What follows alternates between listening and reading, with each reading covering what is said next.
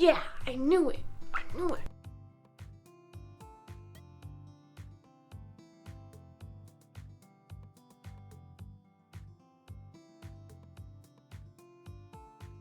Hi everybody, I'm Sarah, and today I'm going to be taking a personality test, the Myers-Briggs personality test. I've never taken it before, and I've always been kind of curious what the IFGN type of crap is about, so we're going to find out today. Alright. I'm going to try really hard not to hit the camera. Okay. Let's take this. So we're on this site called 16personalities.com. It says it's gonna be fast, easy, be yourself, complete it all. Alright. You enjoy vibrant social events with lots of people. No, not really. You often spend time exploring unrealistic yet intriguing ideas. Yeah, I'd say so. Your travel plans are more likely to look like a rough list of ideas than a detailed itinerary. I don't know. I'll say disagree. You often think about what you should have said in a conversation long after it has taken place. Big agree. I do this way too often. If your friend is sad about something, your first instinct is to support them emotionally, not try to solve their problem. I'd agree to that. And people can rarely upset you. Highly disagree. I'm sensitive.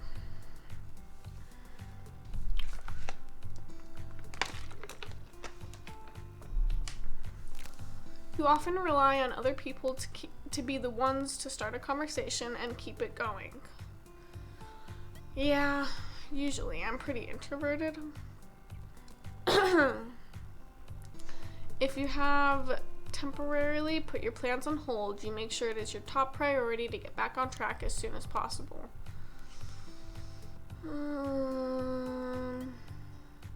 Agree slightly. You rarely worry if you made a good impression on someone you met. Disagree. It would be a challenge for you to spend the whole weekend all by yourself without feeling bored. See, this one makes me think because I like to stay at home and do a bunch of stuff. I could easily do that.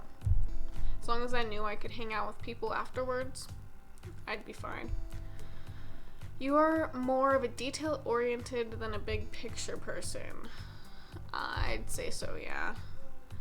You are very affectionate with people you care about. Yeah, I agree. You have a careful and methodic approach to life. Careful and methodic. No, I think I lash out sometimes, but I like to think I'm careful. We'll say slightly disagree. Okay. You are still bothered by the mistakes you made a long time ago. Me.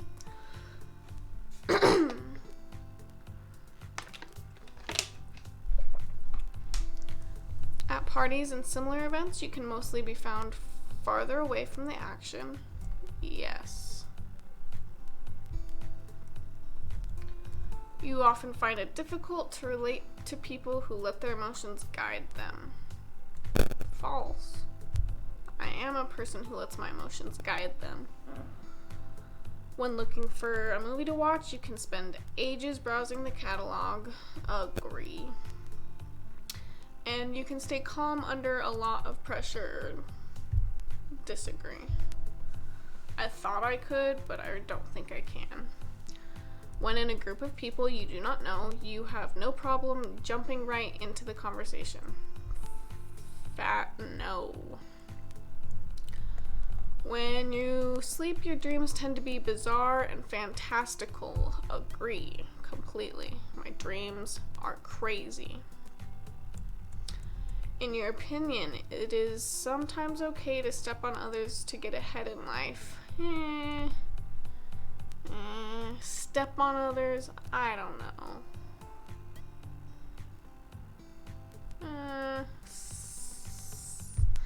on others is a weird way to say it. You are dedicated and focused on your goals, only rarely getting sidetracked. I'd agree. I have pretty strong goals. If you make a mistake, you tend to start doubting yourself, your abilities, or your knowledge every single day. When at a social event, you rarely try to introduce yourself to new people and mostly talk to the ones you already know. 100% agree. Okay, you usually lose interest in a discussion when it gets philosophical. Freaking no, I love philosophical conversations. You would never let yourself cry in front of others. That's not true. I cry all the time. You feel more drawn to places with a bustling and busy atmosphere than to more quiet and intimate ones. Disagree. You like discussing different views and theories on what the world could look like in the future. Yes, I love that kind of talk. It's my favorite. If anyone wants to just hear me ramble on about the universe or what future could hold or anything, I love it. When it comes to making life-changing choices, you mostly listen to your heart rather than your head. Yes. You cannot imagine yourself dedicating your life to the study of something that you cannot see, touch, or experience. Ooh. I cannot imagine myself dedicating my life to the study of something that I cannot see, touch, or experience. I guess, yeah, I'd have to agree, because if I'm just gonna work my whole life away for something that I'm never going to even experience, then what's the point? You usually prefer to get your revenge rather than forgive. Sadly, this one's true. You often make decisions on a whim. Yes, I'd have to agree a little bit. The time you spend by yourself often ends up being more interesting and satisfying than the time you spend with other people. Sadly, agree. You often put special effort into interpreting the real meaning or message of a song or a movie. Yeah, kinda. Yeah. I think I do that a little bit. Maybe we'll take it down. You always know exactly what you want. No. You rarely think back on the choices you made and wonder what you could have done differently. No. Completely disagree. I do that often. When in a public place, you usually stick to quieter and less crowded areas. Yes. You tend to focus on present realities rather than future possibilities. Eek. I have anxiety, so I think I focus on everything except the present. You often have a hard time understanding other people's feelings. No, I'm pretty empathetic. When starting to work on a project, you prefer to make as many decisions up front as possible. Yeah, I guess so. Not like procrastinating. When you know someone thinks highly of you, you also wonder how long it will be until they become disappointed in you. That's deep. When you know someone thinks highly of you, you also wonder how long it will be until they become disappointed in you. Let me look.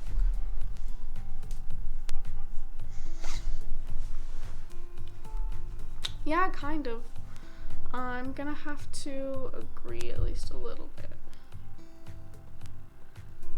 When you feel comfortable just walking up to someone you find interesting and striking up a conversation. No. I always see people, I'm like, they would probably be so cool, but I can never start the conversation. You often drift away into daydreaming about various ideas or scenarios. Yeah, often, I'd say. You look after yourself first and others come in second.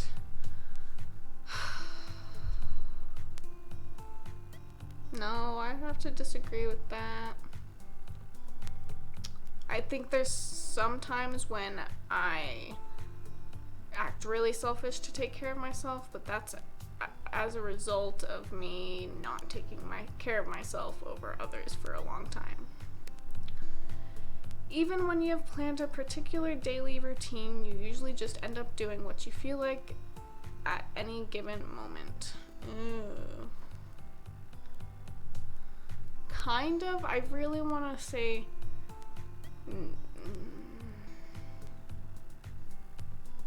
I'd say, okay, slightly agree, because there's days when I'm like, I'm going to do this in the morning. First thing I'm going to do is make a good breakfast, and then I'm going to do school, and then I'm going to do this, and then I'm going to do that. And then the day happens, and that's not how it turns out, and I just go with the flow instead. Your mood can change very quickly. Yes. You often contemplate the reason of human existence or the meaning of life. Yes. You often talk about your own feelings and emotions. Yes. These are very, insightful. You've got detailed education or career development plans stretching several years into the future. Yes. I wouldn't say, okay, is it detailed? I'll do slightly agree, or medium agree. Okay. You rarely dwell on your regrets. Disagree. Spending time in a dynamic atmosphere with lots of people around quickly makes you feel drained and in need of a getaway. 100% yes. You see yourself as more of a realist than a visionary. Disagree. You can find it easy to empathize with a person who has gone through something you never have. Yeah, I can do that pretty often. Your personal work style is closer to spontaneous bursts of energy than to organized and consistent efforts. This is a hard one. No, I would say I'm pretty organized and consistent. Because I have to look at school, I guess. I have to look at how I do my schoolwork. No. Is it? I can't tell if I'm organized and consistent or spontaneous. I think I would say organized and consistent, because if anything, I'll do it all in one day or something, or I'll consolidate it into one afternoon. But I plan that, I know I'm going to do it then so that I don't freak out earlier. I don't know. Okay. Your emotions control you more than you control them. Yeah. After a long and exhausting week, a fun party is just what you need. Disagree. Sometimes I want to hang out with people, but mostly no.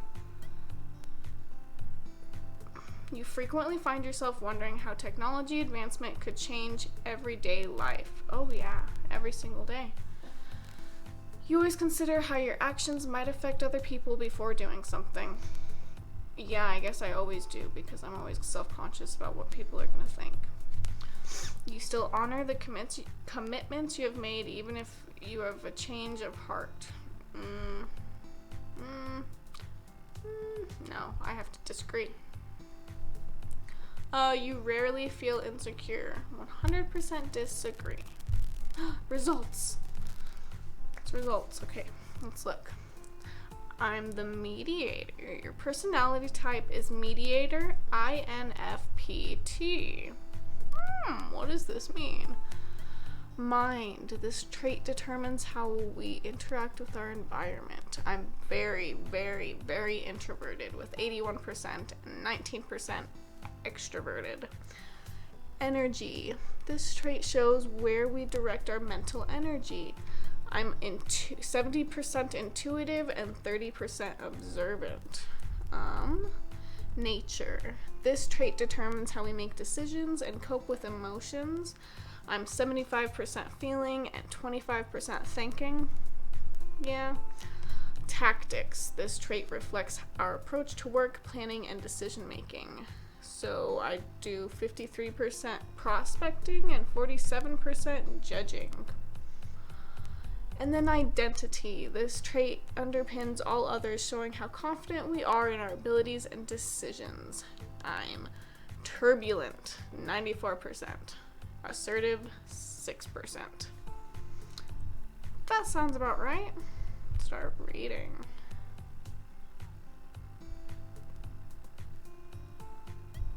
Yes, please email me. I'll have to cut you out of the video.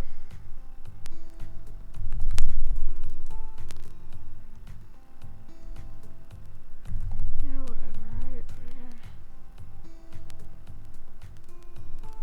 Okay. So, a mediator personality or true idealist, always looking for the hint of good in even the worst of people and events, searching for ways to make things better. While they may be perceived as calm, reserved, or even shy, mediators have an inner flame and passion that can truly shine. Comprising just 4% of the population, the risk of feeling misunderstood is unfortunately high for the mediator personality type. But when they find like-minded people to spend their time with, the harmony they feel will be a fountain of joy and inspiration. Being part of the diplomatic role group, mediators are guided by their principles rather than by logic, excitement, or practicality. When deciding how to move forward, they will look to honor beauty, mortality, and virtue. Mediators are led by the purity of their intent, not rewards and punishments. People who share the mediator personality type are proud of this quality, and rightly so, but not everyone understands the drive behind these feelings, and it can lead to isolation. Alrighty then. We know what we are, but know not what we may be. At their best, these qualities enable mediators to communicate deeply with others, easily speaking in metaphors and parables, and understanding and creating symbols to share their ideas. Fantasy worlds in particular fascinate mediators. So true. More than any other personality type, the strength of their visionary communication style lends itself to well to creative works, and comes as no surprise that many famous mediators are poets, writers, and actors. Yeah, I knew it. Understanding themselves and their place in the world is important to mediators, and they explore these ideas by projecting themselves into their work. Mediators have a talent for self-expression, revealing their beauty and their secrets through metaphors and fictional characters. Mediators' ability with language doesn't stop with their native tongue either. As with most people who share the diplomat personality types, they are considered gifted when it comes to learning a second or third language. Their gift for communication also lends itself well to mediators' desire for harmony, a recurring theme with diplomats, and helps them to move forward as they find their calling. Guys, this is amazing. Oh my god, they've got like strengths and weaknesses, and romantic relationships, parenthood, career paths, work. I'm gonna have to keep reading this, but if you guys want to find your own personality type, I highly recommend this website, 16personalities.com. It's fabulous. I really, really enjoyed this, and I'm going to keep reading. That's for sure. I think that brings us to the end of this video. We found out I'm a mediator, INFP-T type. So that's cool. If you guys like this, make sure to like, comment, subscribe down below. I would really appreciate it, and I appreciate you following any of my work. Make sure to check in next week when I'm going to be talking about how my first year of college was. And go check out my blog, go check out my Instagram, go check out everything. I will see you guys soon. Bye-bye.